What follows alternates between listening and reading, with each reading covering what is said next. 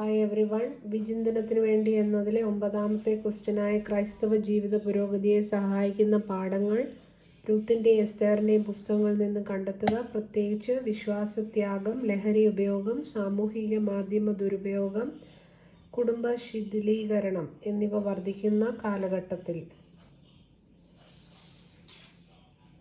രൂത്തിൻ്റെ വിശ്വാസം, എസ്തറിൻ്റെ ധൈര്യം, കുടുംബ ബന്ധങ്ങൾ. ഈ രൂത്തിൻ്റെ വിശ്വാസം എന്നുള്ള ഭാഗത്ത് ബന്ധങ്ങളും സാഹചര്യങ്ങളും മാറിയാലും ദൈവത്തിൽ നിന്ന് നാം അകന്നു പോകരുതെന്നുള്ള പാഠം നമ്മളെ പഠിപ്പിക്കുന്നു. എസ്തറിൻ്റെ ധൈര്യത്തിലൂടെ പ്രശ്നങ്ങളും പ്രതിസന്ധികളും വരുമ്പോൾ മദ്യമോ മയക്കുമരുന്നോ ദുഃഖത്തിന് പരിഹാരമല്ല, ദൈവത്തിൻ്റെ സമയത്തിനായി കാത്തിരിക്കുന്നതാണ് വിജയം.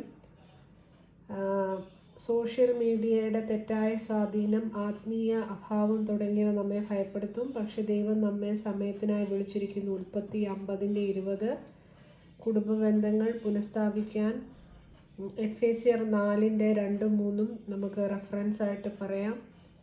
അതേപോലെ തന്നെ റോമർ 12:2, മത്തായി 5:14 ഈ റെഫറൻസുകളെല്ലാം വെച്ചുകൊണ്ട് നമുക്ക് അതിനെ കൂടുതൽ എക്സ്പ്ലെയിൻ ചെയ്ത് വിശ്വാസത്തിൽ ഉറച്ചു നിൽക്കാൻ റൂത്ത് നമ്മെ പഠിപ്പിക്കുന്നു.